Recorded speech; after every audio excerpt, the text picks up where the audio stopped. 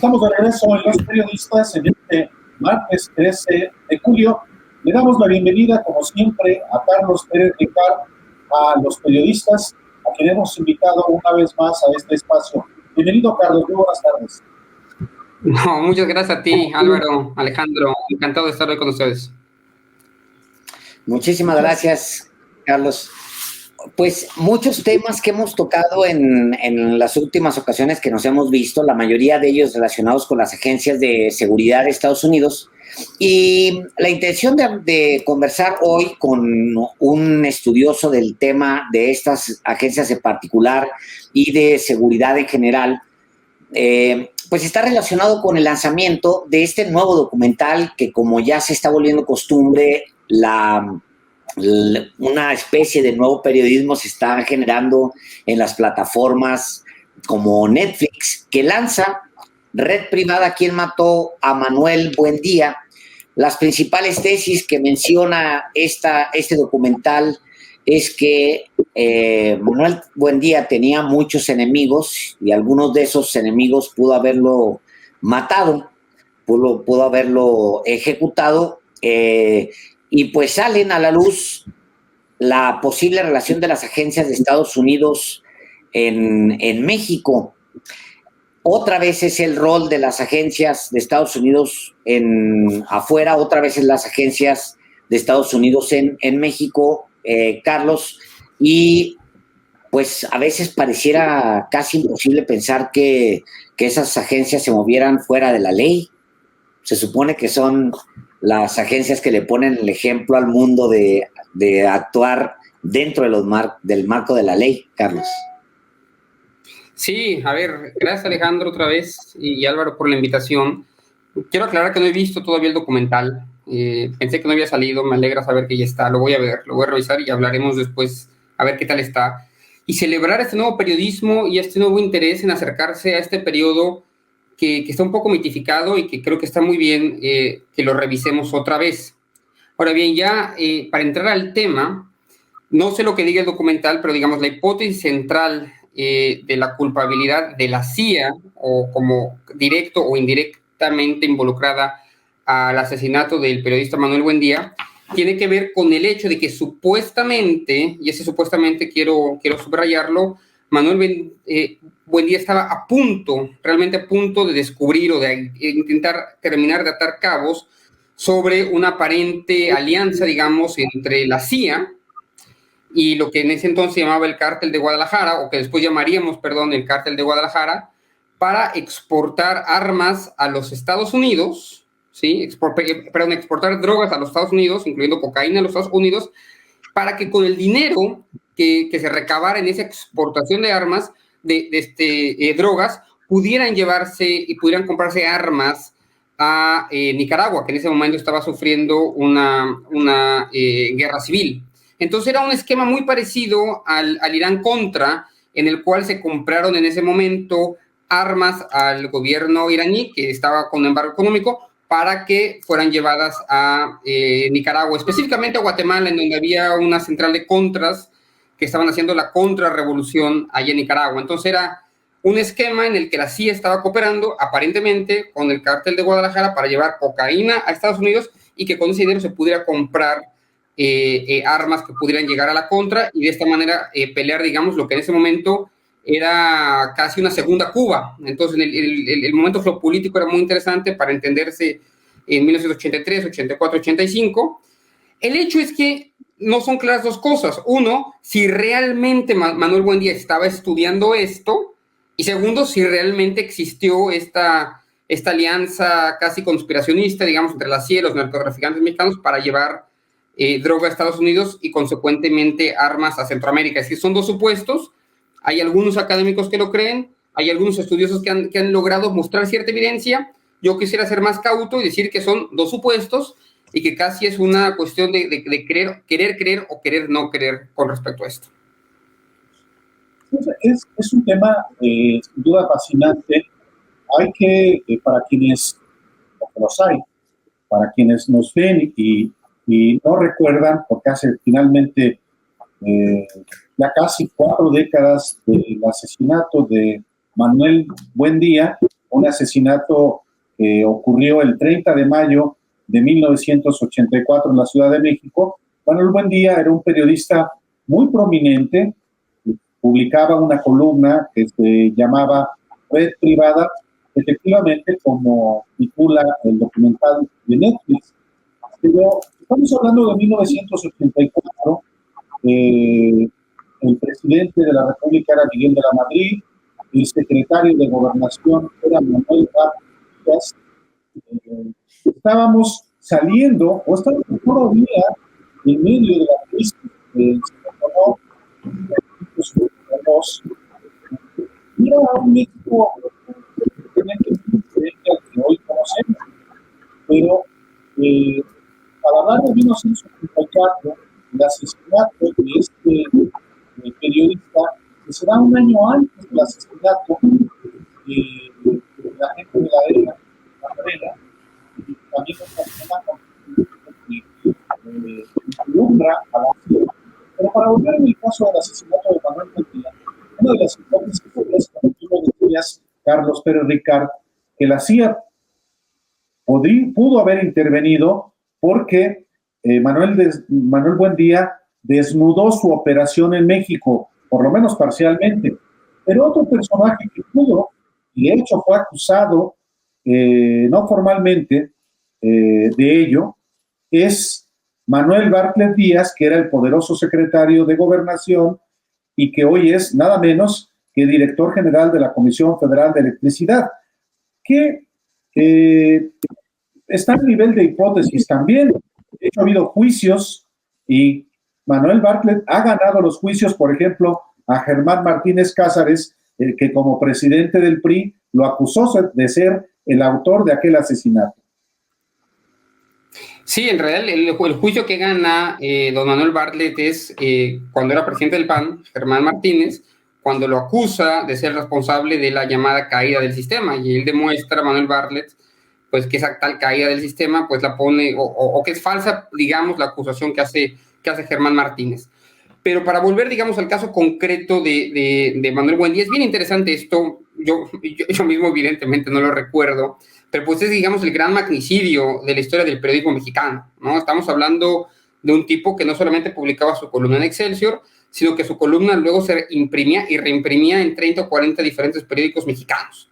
Probablemente era el periodista más leído, más bien, seguramente era el periodista más leído en su momento, y tenía además una gran cantidad de contactos en el poder. De hecho, tenía una de esas famosas charolas de la Dirección Federal de Seguridad, portaba un arma y era amigo del que después se supone que es su asesino intelectual, José Antonio Zorrilla Pérez, en ese momento un político bastante avesado, bastante conocido, y que todavía, si no me equivoco, purga su sentencia en su casa. Estuvo preso muchísimos años y es el que es acusado, digamos, formalmente de haber sido su asesino.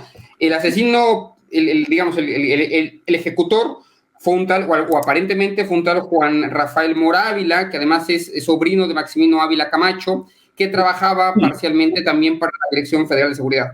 Dicho eso, quiero decir que yo me revisé las columnas que había escrito Manuel Buendía, digamos, los 30 o 40 días anteriores a su asesinato, y el periodista Manuel Buendía era franco y duro contra los tecos de la Universidad Autónoma de Guadalajara, contra Rubén Figueroa, en ese entonces me parece gobernador de Guerrero, contra Gerard Martins, un traficante de armas, contra la iglesia, contra la propia Iglesia Católica, contra la Sedena, contra el ejército y sobre todo con uno de sus generales, Gardoqui, contra la iglesia. Es decir, era un tipo que tenía problemas básicamente con toda la gente que tenía algún tipo de poder en ese momento en México. Uno de ellos, por supuesto, era el tema del narcotráfico y su asociación con el Estado.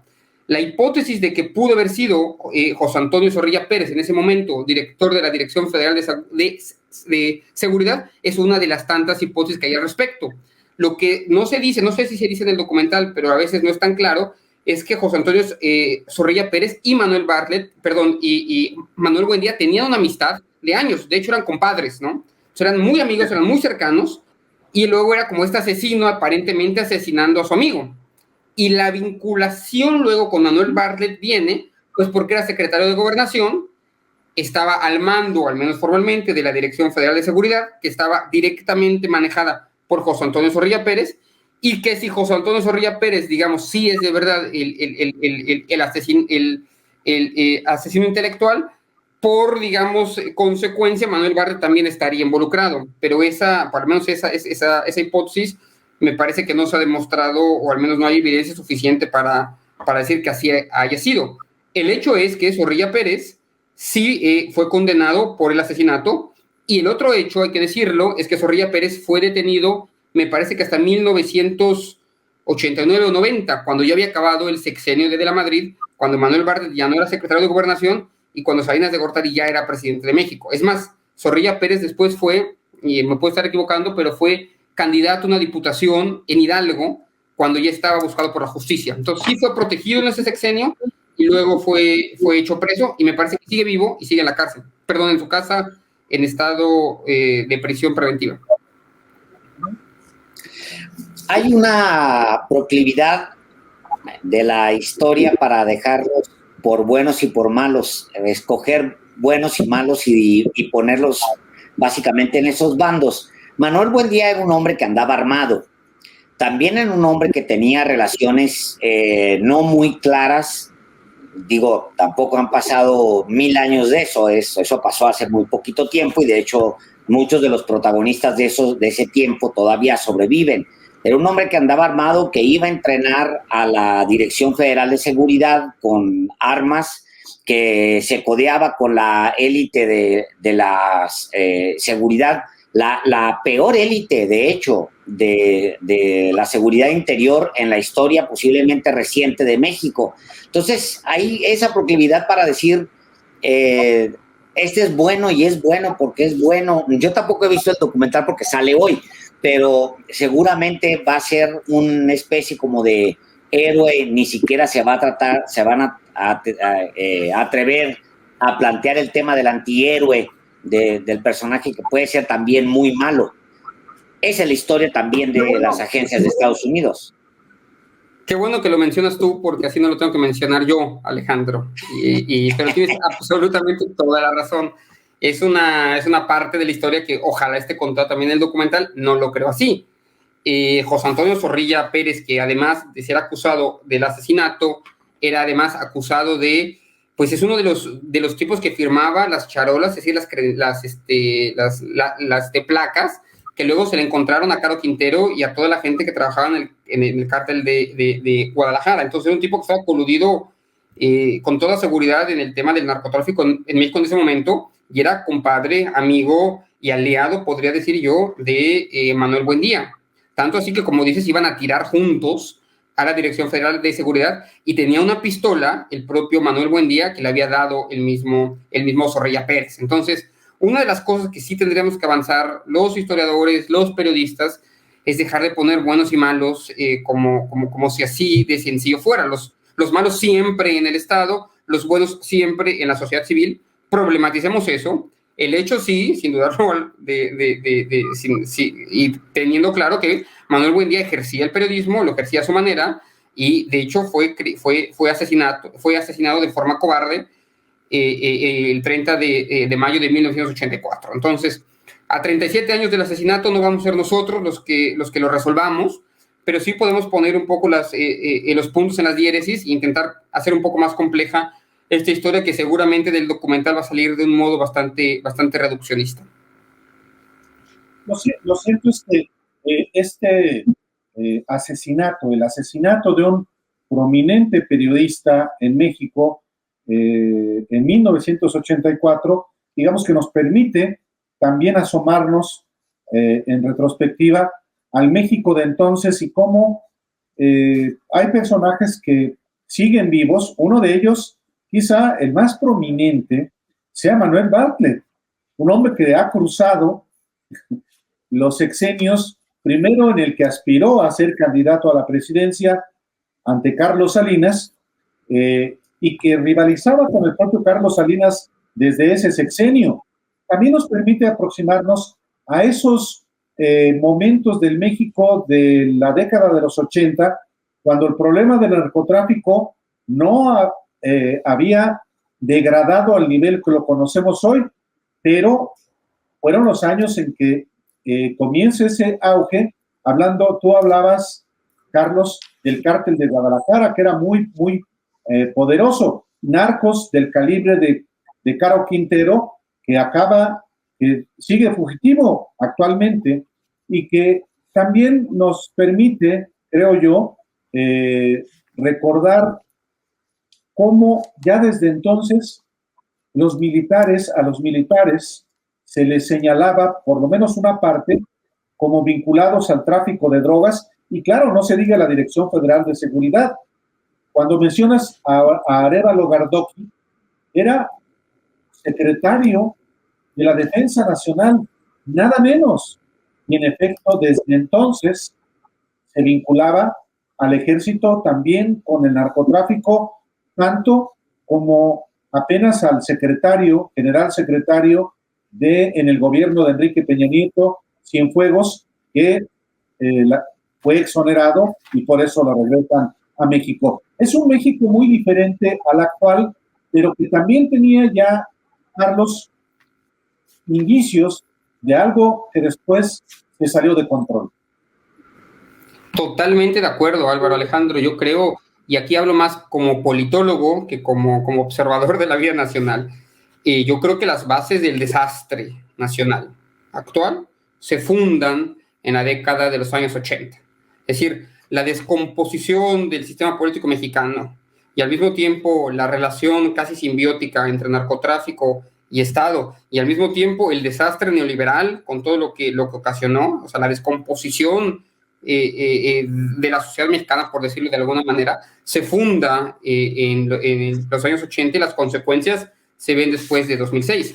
2006 evidentemente es el parteaguas, viene la militarización, viene, digamos, la política de Felipe Calderón, pero nada se entiende sin este periodo crucial en el que parte del Estado es cooptado por redes criminales. Esto es 1982-83, y además justo en el momento en que el Estado se retira de su función de proveedor, de su función de ser palanca de desarrollo, etcétera, etcétera, etcétera. Entonces dan dos cosas que no entran en tensión, sino que al juntarse terminan por explotar, ¿no? Por un lado, las redes criminales que se fundan junto al Estado, o al menos eso que ya existía desde antes toma forma, y al mismo tiempo la descomposición neoliberal, y estamos ahí en un periodo, hoy viviendo, digamos, lo que en ese momento comenzó a cultivarse. Evidentemente esto es una narración un poco sencilla de la situación, pero creo que se han de alguna u otra forma probado en muchos estudios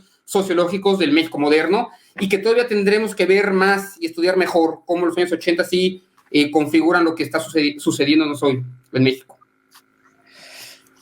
Hay cosas que se mueven, pero no se mueven. Por ejemplo, el caso de Arévalo Gardoqui. Arévalo Gardoqui es señalado en Operación Leyenda por la DEA, cuando pues viene la venganza de la DEA por el asesinato del Kiki Camarena. Es señalado Arévalo Gardoqui de participar en este operativo en contra del agente de la DEA, y también de ser básicamente socio de Caro Quintero, de Búfalo, de Chilicote, de todo eso que se encontró en ese momento en Chihuahua, pero recibe un respaldo brutal del gobierno federal y del ejército mexicano, que le permiten morir pues de causas, digamos, naturales, es decir, un paro respiratorio, una causa natural, en su casa, en su domicilio, sin ningún problema. Me huele mucho a esa historia, como que la tengo muy cercana, Carlos, como que no está tan lejos el asunto de que un general, exsecretario de la Defensa, haya sido defendido por el ejército y por el gobierno federal y que se encuentre en su casa. Me suena muy cercano. Pero aquí, Alejandro, Álvaro, lo que yo siempre intento subrayar cuando me dan la oportunidad de hablar con tu público, con su público, es que hoy podemos llamarlos Arévalo Gardoqui, o Zorrilla Pérez, o García Luna, o Cienfuegos, que es a quien tienes en mente, o Miguel Aldana, o Rafael Chao, toda esta gente que no es ni mejor ni peor que muchos de nosotros, ¿no? Pero que están, no son manzanas podridas, ¿sí? Están embebidos, están insertos en un sistema que incentiva ese tipo de comportamientos. Hasta que no realmente pongamos en tela de juicio, hasta que no nos pongamos a pensar cómo la prohibición, el prohibicionismo con el tema de las drogas en particular, genera este tipo de personajes, no vamos a salir de esta. Mientras sigamos pensando que esta gente son manzanas podridas, en especial, que son sujetos o individuos que pueden separarse del resto de la sociedad, vamos a seguir equivocándonos con esto. Y van a seguir viniendo los Cienfuegos del futuro, los Zorrilla Pérez del futuro, los Arévalos Gardokis del futuro, y vamos a seguir repitiendo la misma historia. Decía un escritor que me encanta, Chesterton, ¿no? Que cuando Roma está en llamas, no necesitas un bombero, necesitas a un ingeniero hidráulico. Entonces basta ya de bomberazos, basta ya de creer que nos va a salir un perfil honesto cada tanto, y cambiemos la forma en la que pensamos la relación entre crimen organizado y Estado. Y una de las mejores formas de hacerlo es cuestionando directamente el tema de la prohibición. ¿Qué hacemos como Estado y qué hacemos como sociedad para que este tipo de relaciones dejen de existir tal cual? ¿Me explico? Dejemos de enfocarnos en los personajes y tengamos una respuesta mucho más sistémica a lo que sucede en el México contemporáneo. Mientras no salgamos de eso, yo creo que seguiremos repitiendo nombres cada década y en 40 años estaremos haciendo historia del Cienfuegos del futuro, de el García Luna del futuro. Basta ya de eso, por favor. Sí, eso es parte, finalmente, no solamente de las categorías para el análisis, el prohibicionismo, la guerra contra las drogas, que pues durante décadas, a estas alturas, no podemos sino concluir que ha sido un rotundo fracaso. En ese sentido, Carlos, tampoco se ve próximo que pueda haber un cambio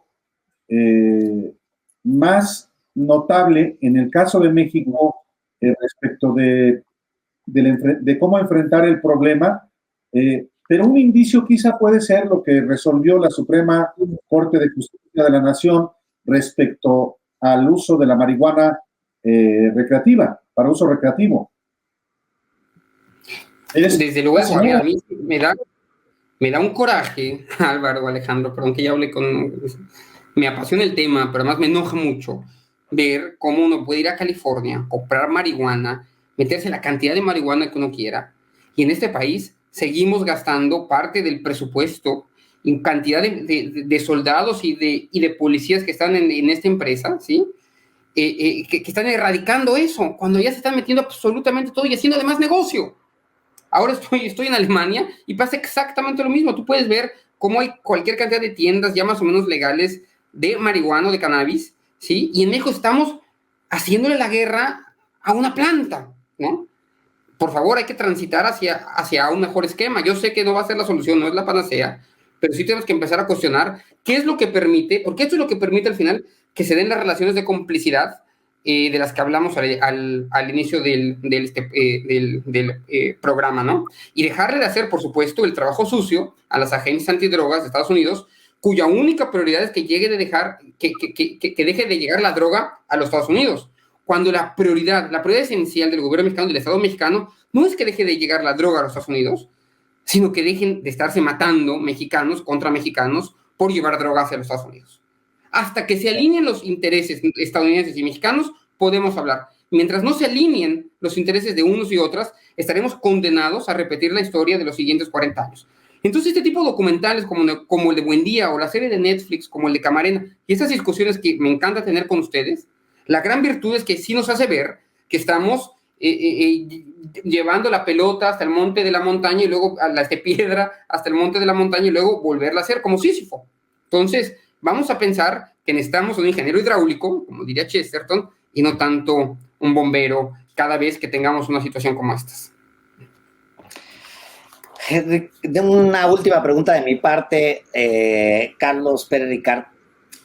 Pues sí, el gobierno federal de México ahora, que es más progre que los últimos gobiernos, tampoco da muy buenas señales de que quiera pues la legalización de las drogas. Hay un tema moral, lo entiendo, pero no lo justifico porque se trata de un gobierno de izquierdas. En teoría, un gobierno progresista debería estar empujando justamente esta parte y como lo dices tú, es nuevamente empujar la piedra, otro sexenio, empujar la piedra, aunque se regresa cuando llega a la cúspide como el mito de Sísifo, Carlos. De acuerdo. Lo que sí no hay, a ver, yo también creo que es un gobierno progresista y también creo que no es lo mismo que lo que había antes. Si bien se comparte el paradigma desde los últimos 6, 7 sexenios, sí creo que no es lo mismo.